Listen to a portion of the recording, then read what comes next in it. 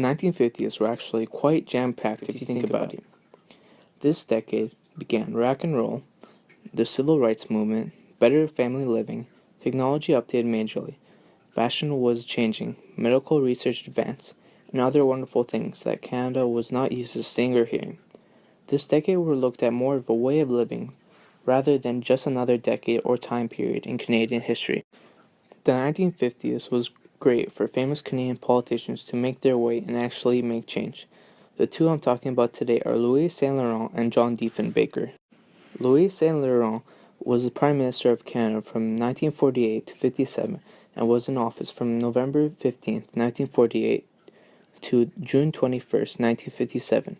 He was also part of the Liberal Party of Canada, was a lawyer, a politician, and lived from February 1st, 1882 to July 25, 1973. Under his leadership, Canada extended the old age pensions, put on hospital insurance, and improved provincial equalization payments. In addition, Newfoundland joined Confederation and Canada fought in the Korean War. Moving on to John Diefenbaker, he was Prime Minister from 1957 to 63, was a lawyer, a politician, part of the Progressive Conservative Party, and was born on September 18, 1895, and died on August 16, 1979.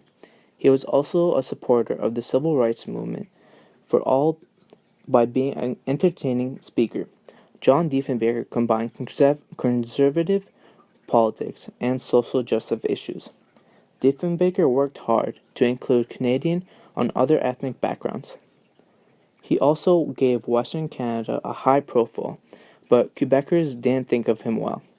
Lastly, Diefenbaker succeeded in international human rights, but his defense policy and economic nationalism caused tension with the U.S. This decade was also struggling with three major wars, however, was helped out with peacekeeping.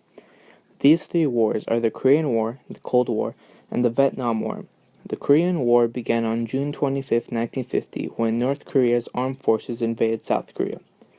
The war's combat phase lasted until July 27, 1953, and the United Nations forces consisted of 16 countries and 26,791 Canadian military personnel served in the Korean War during both the combat phase and the peacekeeping later on.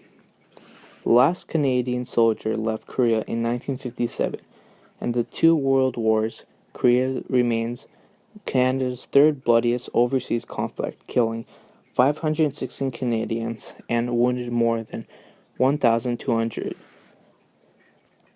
Moving on to the Cold War was a brief time of tension between the United States and the Soviet Union.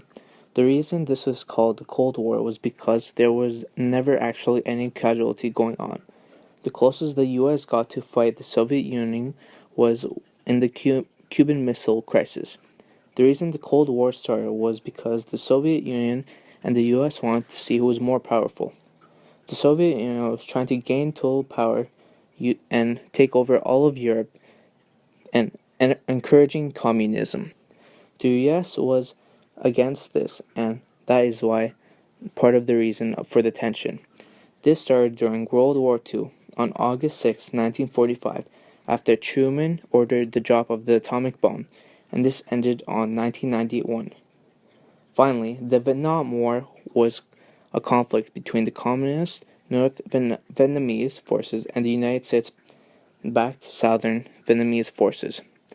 Canada played the role of the neutral peacekeeper, but secretly helped the American effort in Vietnam. The Communists invaded southern Vietnam, then this angered the Americans, so this led to Americans invaded Vietnam, and the main part of the war started. In conclusion, both sides were approximately equal in losses, so the U.S. decided to leave, which ended this war.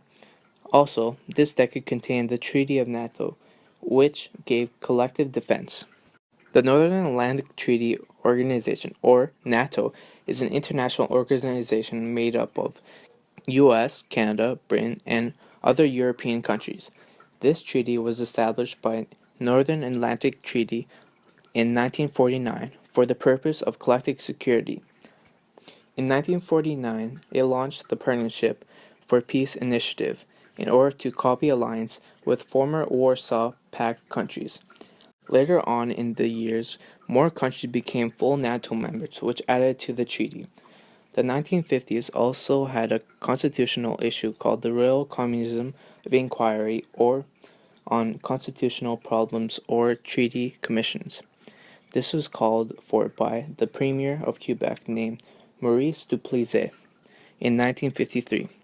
The commission studies the problem of tax sharing between different levels of government and greater constitutional problems in Canada.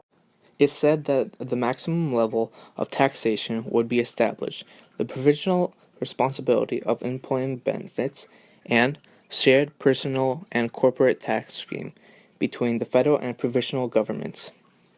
This could be considered to be Quebec's view of Canada. And finally, many were happy to say that Canada's relationship with the United States has become very close since the Second World War, when the U.S. replaced Great Britain as Canada's main economic, military, and cultural influence. This was good news too, because this is the most important connection we have with another country. Although on other occasions Canada and the United States have very different policies on important issues, since the Second World War, this relationship has guided between the leaders of the two countries. At times, this has been strong and positive, while other occasions there have been serious issues. Economic events. The early 50s recession began in the middle of 1953 and lasted until the beginning of 1954. The total cost of recession was roughly $56 billion. This recession occurred because of the events during the earliest parts of the 1950s. In 1951, there was the Korean War, and later on in the year, there were more funds transferred into national security. In addition, inflation was expected in 1952, and the Federal Reserve set the monetary policy. Now moving on into depression. During the 1950s, it was good news for many to hear that there was no depression and many people didn't have to worry about being bankrupt or losing their job. During the 1950s, the unemployment rate in Canada changed during the decade, and it was different for men and women. But overall, the average for men was 4.71 and for women was 2.43 from 1950 to 1959. In addition, the GDP per capita in Canada was an outstanding $7,047 during this whole decade. Finally, in this decade, Canada also managed a trade agreement, which is called the Canadian Labour Congress, or CLC. This was created on April 23, 1953, by a combination of Trades and Labour Congress of Canada and the Canadian Congress of Labour, which were two major labour congresses in Canada at the time. The CLC was a national trade union Centre, which is a central labour body of Canada where most Canadian labour unions are in partnership. Lastly, this trade agreement belongs to the International Congress of Free Trade Unions. Social and cultural events. During the 1950s, women were mostly treated equally to men since they had many of the same rights like voting, getting a good education, and similar jobs. Also, in the 50s, women did the same work. However, if she was married, she would be looked at differently because that meant that her husband was not reliable. Some popular jobs for women included teachers, nurses, and many more. However, women weren't granted equal pay until the early 60s. Although this didn't matter to most women because many were stay-at-home mothers and spent their days keeping the house clean, cooking, and taking care of children.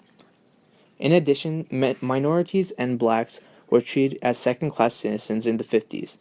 This included not being allowed to eat in public restaurants, not allowed to use some public water fountains and restrooms, and they had to sit in the back of the bus. During the 50s, sports were as popular as could be. Baseball and boxing were most interesting, while football, hockey, and golf were making their way. Baseball was accomplished when tons of African American baseball filled major leagues.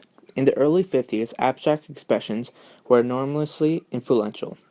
However, in the late 50s, color-filled paintings became more in focus to the next generation. Also, pop art was also continuously for advertising on television, photography, comics, and cinemas. In addition, literature was also very important in the 50s since it reflected the happy days in the 50s by symbolizing the conflict, behavior, and creativity of Canadian values by showing many well known authors and a large variety of novels and written work. The 1950s were also the decade where entertainment emerged as a result of more television shows being released and more top movies began to appear on the TV. This was the best time too because veterans of the World War II started families and wanted to relax by either entertaining themselves with their favorite TV stars or going to the cinema or dancing to their favorite music. Finally, fashion in Canada in the 50s was very organized because social order was very important and looking a certain way was a major part of that. However, fashion was a way that women expressed themselves at the time since women didn't have much rights. Girls wore tightly fitted sweaters, dresses, and putty skirts, while men wore suits, leather jackets, fedoras, and jeans. In conclusions, the 50s was a time in history when Canada began to grow through its advancements in music, technology, and its importance of an individual. Many of the events that occurred during this time inspired the future of an entire generation. This period of time also brought a huge change not only to Canada but the whole world.